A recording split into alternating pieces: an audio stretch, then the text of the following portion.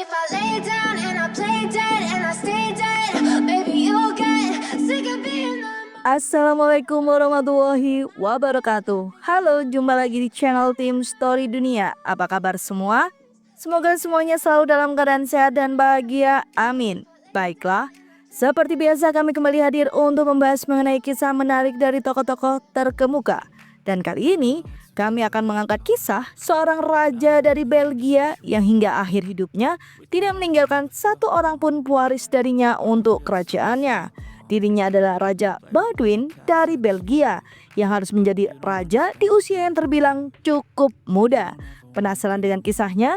Baiklah, sebelum kita melangkah untuk mulai membahas kehidupan pribadinya yang cukup menarik bagi penikmat baru dari channel kami, untuk sudi menekan tombol like, subscribe, dan aktifkan lonceng notifikasi agar selalu mendapatkan info jika kami memiliki video baru lainnya.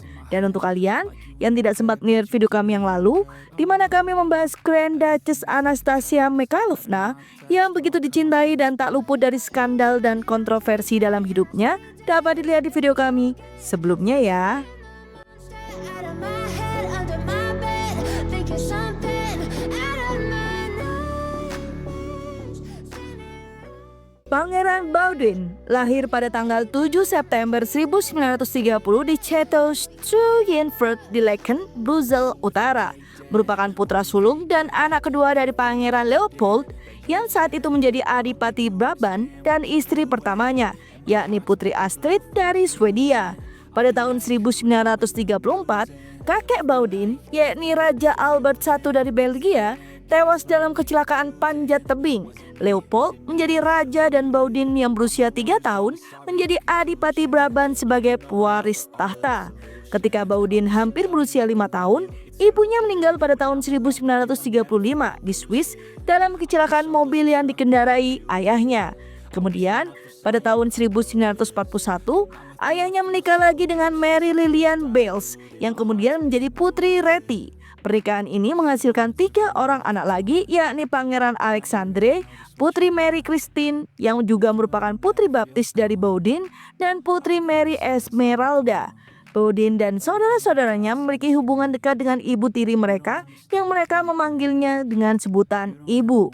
Pendidikannya dimulai pada usia 7 tahun, tutornya mengajarkan setengah pelajaran dalam bahasa Perancis dan setengahnya dalam bahasa Belanda. Dia sering menemani ayahnya ke parade dan upacara dan menjadikannya terkenal di masyarakat.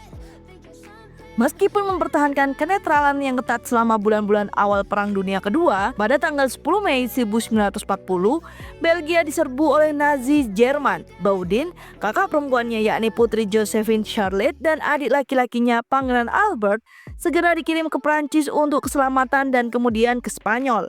Angkatan Darat Belgia dibantu oleh Prancis dan Inggris melakukan kampanye pertahanan yang berlangsung selama 18 hari. Tetapi Leopold yang telah mengambil alih komando pribadi menyerah tanpa syarat pada tanggal 28 Mei. Meskipun pemerintahan Belgia melarikan diri untuk membentuk pemerintahan Belgia di pengasingan, Leopold memilih untuk tetap tinggal di Belgia dan ditempatkan di bawah tahanan rumah di Istana Laeken.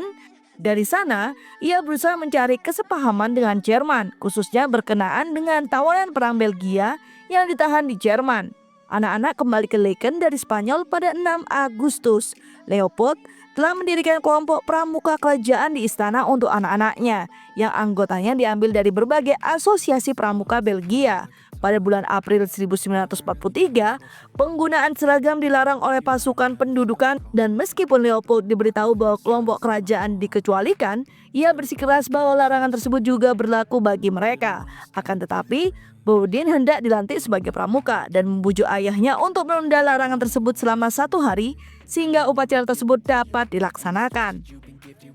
Segera setelah pendaratan Normandia pada bulan Juni 1944, Raja, istri barunya yakni Putri Rati, dan anak-anak kerajaan dideportasi ke Hessenstein di Jerman dan kemudian ke Strobel di Austria, dari mana mereka dibebaskan pada bulan Mei 1945 oleh Resimen Kavaleri ke-106 Amerika Serikat.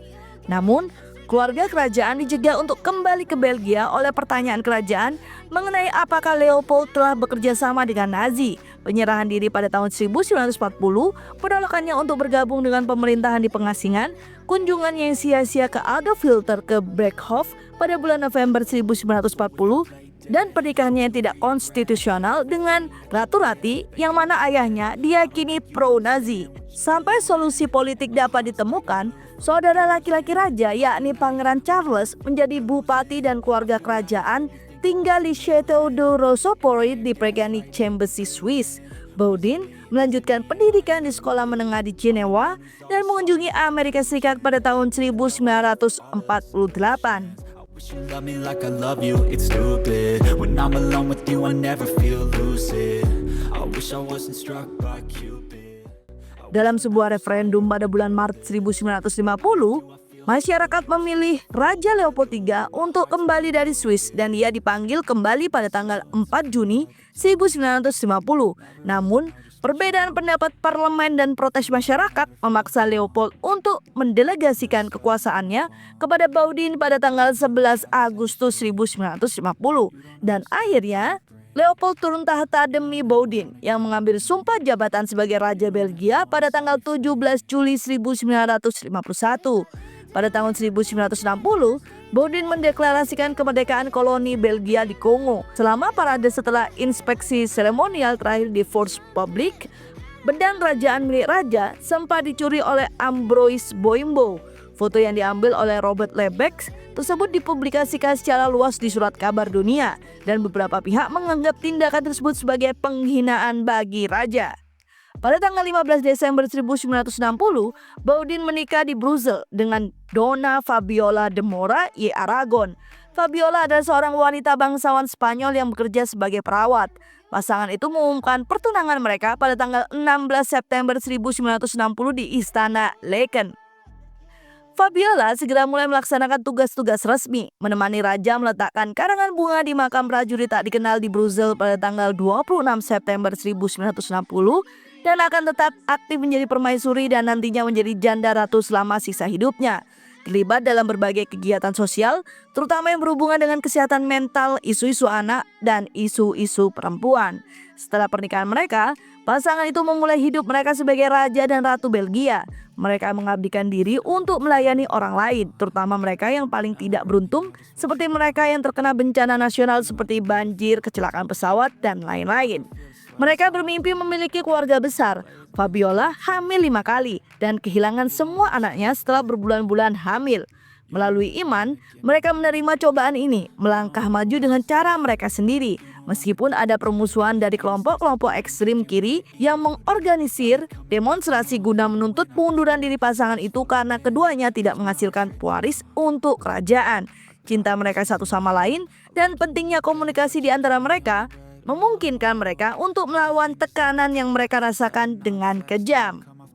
But if I lay down and I play dead and I stay dead, baby you'll get sick of being the monster out of my head. Pada tahun 1990, penerapan undang-undang tentang legalisasi aborsi merupakan penderitaan yang sangat besar bagi keduanya. Mereka telah mengalami kerinduan untuk memberikan kehidupan dan kematian anak-anak mereka saat masih dalam kandungan. Baudin menggunakan posisinya untuk mencoba dan mencegah undang-undang tersebut disahkan dengan menolak menandatangani rancangan undang-undang tersebut. Namun kabinetnya menganggapnya itu bukan keputusan hal yang bisa diambil oleh raja seorang. Selama yang mana kabinetnya memungkinkan untuk meloloskan rancangan undang-undang tersebut melalui parlemen. Bersama-sama, pasangan kerajaan tersebut menunjukkan keberanian yang luar biasa yang sebelumnya tidak pernah terdengar dalam sejarah Belgia dan di seluruh dunia. Berbicara tentang pengalamannya dengan kehilangan anak, Sang Ratu dengan ramah berbagi pada tahun 2008. Salah satu cuplikan dari pidato Sang Ratu adalah sebagai berikut. Anda tahu, saya sendiri kehilangan 5 anak. Anda belajar sesuatu dari pengalaman itu. Saya memiliki masalah dengan semua kehamilan saya. Tetapi Anda tahu, pada akhirnya saya pikir hidup itu indah. With you I don't ever feel calm. I can feel the sweat inside my palm. Play with me like cats and a string. You don't understand. Baudin meninggal karena serangan jantung pada tanggal 31 Juli 1993 saat berlibur di Villa Astrida di kota Motril di Spanyol Selatan. Setelah memerintah selama 42 tahun, Meskipun pada bulan Maret 1992 raja telah dioperasi karena prolaps katup mitral di Paris, kematiannya tetap terjadi secara tak terduga dan membuat sebagian besar Belgia bergabung dalam waktu yang sangat lama. Kematiannya secara khusus menghentikan perlombaan mobil sport 24 Hours of Spa pada tahun 1993 yang telah mencapai batas waktu 15 jam ketika berita tersebut tersiar. Dalam beberapa jam, gerbang dan pagar istana kerajaan ditutupi dengan bunga-bunga yang dibawa oleh orang secara spontan. Sebuah upacara penghormatan terakhir diadakan di istana kerajaan di pusat kota Brussels. 500.000 orang atau sekitar 5% dari populasi datang untuk memberikan penghormatan terakhir mereka. Banyak yang menunggu dalam antrean hingga 14 jam dalam panas yang terik untuk melihat raja mereka untuk terakhir kalinya. Upacara pemakaman dihadiri oleh semua raja Eropa lainnya, termasuk Ratu Elizabeth II yang merupakan satu-satunya pemakaman kenegaraan yang ia hadiri secara langsung sebagai raja. Bersama Kaisar Akihito dari Jepang, tamu non-kerajaan di pemakaman tersebut termasuk lebih dari 20 presiden dan pemimpin. Hanya 2 kepala negara yang berkuasa dari negara-negara berdaulat pada saat itu yang tidak diundang.